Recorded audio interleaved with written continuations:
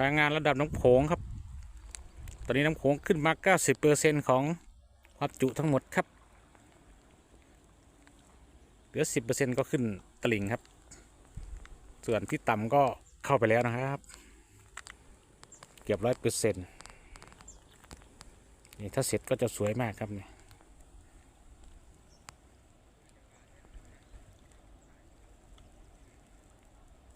สวยมาก